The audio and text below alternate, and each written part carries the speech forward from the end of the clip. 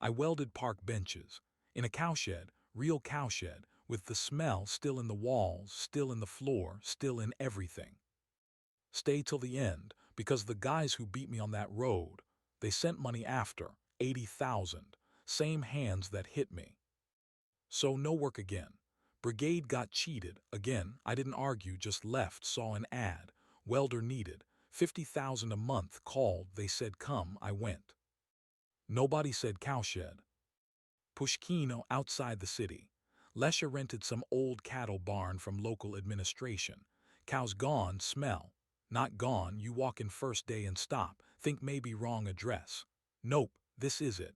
This is the workshop, along the walls, pits, deep ones. Whatever was in them for 40 years, still there, don't ask what exactly. You just don't look too long. First day I thought I'd leave. Second day I thought I'd leave. Third day, you stop smelling it so much. Or maybe your brain just gives up fighting it. Either way, you put the mask on and start welding. Rent doesn't care about the smell. Hunger doesn't care either. Me and the Moldovan lived right there. In the cowshed. Cots in the corner, no shower. Lesha always saying he'd fix it. Break through a wall, install something proper, always slowly, always next week. Always some reason. Sales slow, he said. Money tight, he said. We heard it every time. Evenings after the Arjev guys drove home, just us two sitting there. Sometimes half a liter between us. Not to get drunk, just to breathe something other than cowshed. You understand? 4 walls of 40-year-old cattle smell. You need something. Otherwise you sit there and go slowly crazy. Morning, welding mask on, park benches, one after another. The kind you see everywhere in Russian city parks. Old women sitting, feeding pigeons, families on Sunday afternoons, children running around. Nobody thinks about where the bench came from. Nobody imagines a cowshed. Nobody imagines the pits in the floor. That's fine. That's just how it is. Team from Arjev. 5, 6 guys, good workers, knew their craft. Kuznetsky doing blacksmith work. One guy making barbecue grills, another doing canopies, me benches.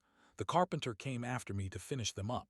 Then Lesha loaded everything into a van, drove to markets around Moscow. Left on consignment, he said. Sales slow, he said. Always sales slow. But every few days, someone had to say something. Not angry, casual, like mentioning the weather, you know how they say it. Why do you even come here? Go back to your homeland. You came here. Now what? We have enough of our own people without you. Said it like that, like a fact. Like they were just stating something obvious. Panyakali, that word. You know that word. Means you all came flooding in uninvited. I didn't answer. What do you answer? I needed the work. They needed the output. So we both pretended the words didn't happen and kept working. You get used to it or you leave. I got used to it. One evening I heard Lesher on the phone, thin walls. He's telling someone quietly, keep quiet. The Asian and Moldovan might hear and leave. He needs the numbers, needs output. While everyone waits 3 months for pay, we're the ones actually producing. 3 months, the Arjev guys hadn't been paid 3 months. Found that out 2 weeks in. And they kept coming every day, kept working. I asked one of them why, he shrugged. What else do? You work or you don't work. They knew Lesha from before, trusted him. Next morning I asked Lesha for advance. 15 days in. His face changed immediately.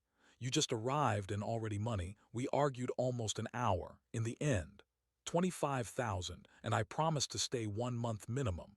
Fine, but in 10 days 15 more. He agreed. We shook on it. Went to Moscow, bought food, 2-3 weeks worth. Cold storage, something to cook on, came back with bags full. There were strangers outside talking to Lesha. Started unloading, not paying attention. Then one of them said something loud. Something about the Asian buying food for a year so clearly not going anywhere. They laughed. I kept unloading bags. But something felt wrong. That feeling, when a conversation near you has edges you can't see.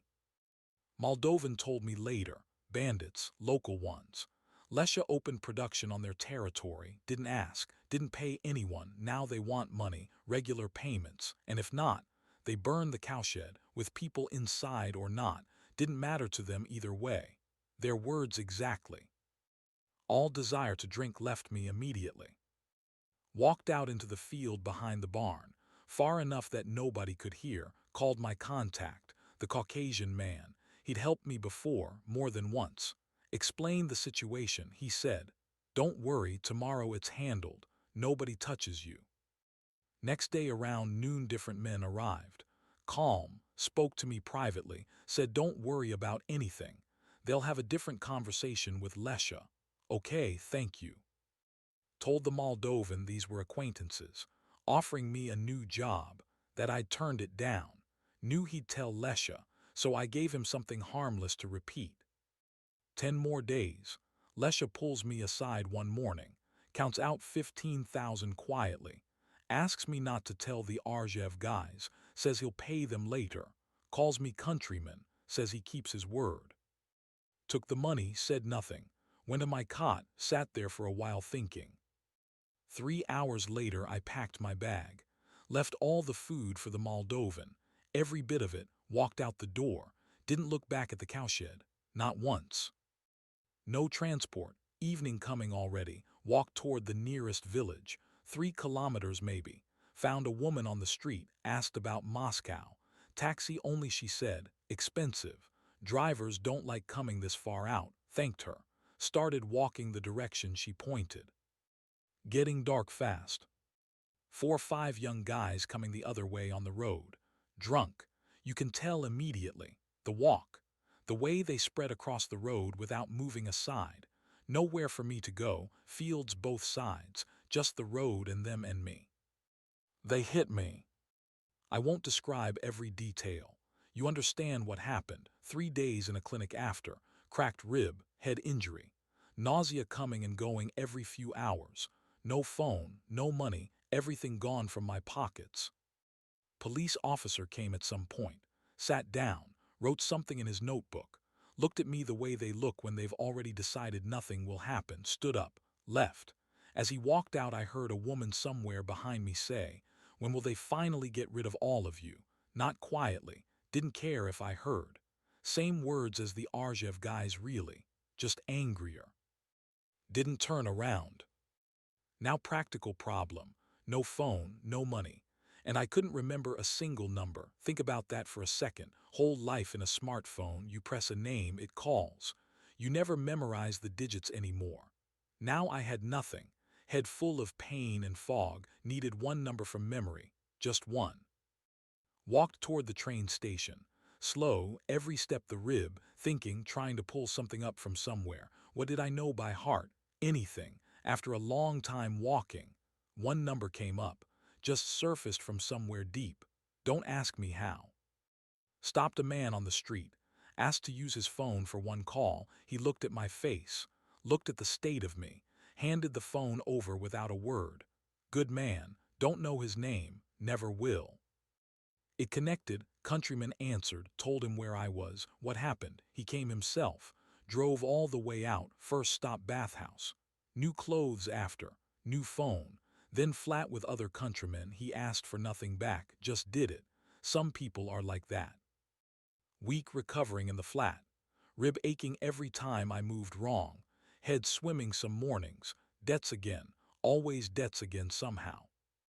Then phone rang, unknown number. Man said his name was Sasha, said he was one of the ones who beat me on that road. Asked for my card number to send money. I gave it. What did I have to lose? 80,000 rubles hit my account. Called back immediately, said listen, I had 15,000 on me that night.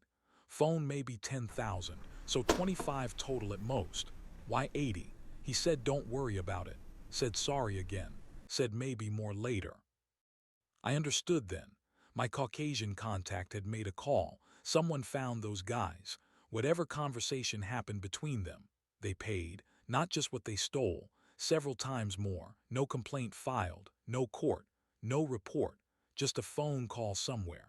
And 80,000 rubles from the man who cracked my rib. Lesha owed his own workers 3 months' wages. Good Russian workers from Arjev. Never paid them. These guys beat me on a road in the dark. and sent 80,000 after. You tell me who was more honest in that system. That's not a book. That's not history. That's just Tuesday in Russia when you're an Asian welder with no rights and no protection except the people who pick up the phone for you. If this meant something to you, write it in the comments. I read everything. And subscribe, because there is much more where this came from. Things that only make sense when you live them yourself.